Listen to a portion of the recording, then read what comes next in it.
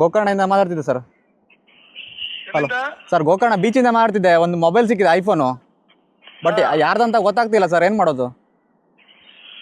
ಅದು ತಾನೆ ಸ್ಟೇಷನ್ ಹತ್ರ ತಾನೆ. ಸರ್, ಸ್ಟೇಷನ್ ಹತ್ರ ಬರ್ಬೇಕು ಸರ್, ಬೀಚಿಗೆ ಬಂದಿರಿ ನಾವು.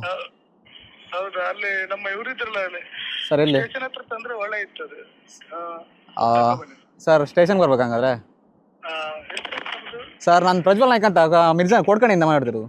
ನಾ ಇಲ್ಲಿ ಬೀಚ್ ಬಂದಿರಾ ಸರ್, ಹಂಗೆ ಸಿಕ್ತು. ಯಾರ ಹತ್ರ ಕೊಡ್ಲಿಕ್ಕೂ ಆಗಲ್ಲ, ಅದಕ್ಕೆ ವೇಟ್ ಮಾಡ್ತಿದ್ದೆ ಬೇಡ ಸರ್. ಫೋನ್ ಬರಲಿ ಅಂತ ವೇಟ್ ಮಾಡ್ತಿದ್ದೆ, ಫೋನು ಬರಲಿಲ್ಲ. ಬೇಡ ಒಂಚೂರು ಇದು ಮಾಡಿ, ಸ್ಟೇಷನ್ ಹತ್ರ ತಾನೆ ಯಾರು ಬಂದ್ರೆ ಇಲ್ಲೇ ಕೊಟ್ರೆ ಇತ್ತು. ಹಾಂ ಸರಿ, ಆಗ ಸ್ಟೇಷನ್ಗೆ ಬರ್ತೆ ಸರ್.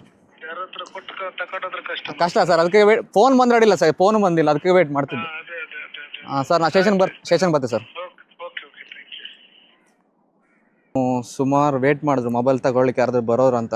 ಯಾರೂ ಬಂದಿಲ್ಲ. ಅದಕ್ಕೆ ನಾವು ಗೋಕರ್ಣ ಪೊಲೀಸ್ ಸ್ಟೇಷನ್ಗೆ ಫೋನ್ ಮಾಡಿದ್ರು. ಅವರು ಸ್ಟೇಷನ್ಗೆ ಬಂದು ಮೊಬೈಲ್ ಕೊಟ್ಟು ಹೋಗಿ ಅಂತ ಹೇಳಿದ್ರು. ಅದಕ್ಕೆ ನಾವು ಇವಾಗ ಪೊಲೀಸ್ ಸ್ಟೇಷನ್ಗೆ ಹೋಗ್ತಿದ್ರು ಗೈಸ್. ಎಂತ ಮಾಡೋದು, ಯಾರು ಮೊಬೈಲನ್ನ.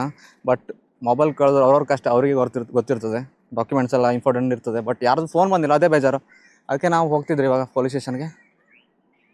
ನಮ್ಮಿಂದ ಒಂದು ಸಣ್ಣ ಹೆಲ್ಪ್ ಆಗಲಿ ಅವ್ರಿಗೆ. ಸುಮ್ಮನೆ ಯಾರಾದರೂ ಕೈಗೆ ಕೊಟ್ಟರೆ ಮತ್ತು ಸುಮ್ಮನೆ ಯಾಕೆ ರಿಸ್ಕ್.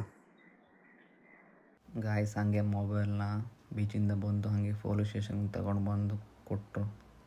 ಗಾಯ್ಸ್, ಮೊಬೈಲ್ ಮಿಸ್ ಮಾಡ್ಕೊಂಡವ್ರು ಹಂಗೆ ಸ್ಟೇಷನ್ಗೆ ಬಂದುಬಿಟ್ಟು ಮೊಬೈಲ್ ತೊಗೊಂಡು ಹಾಗೆ ನನ್ನ ನಂಬರ್ ಕೂಡ ತೊಗೊಂಡು ಕಾಲ್ ಮಾಡಿದೆ.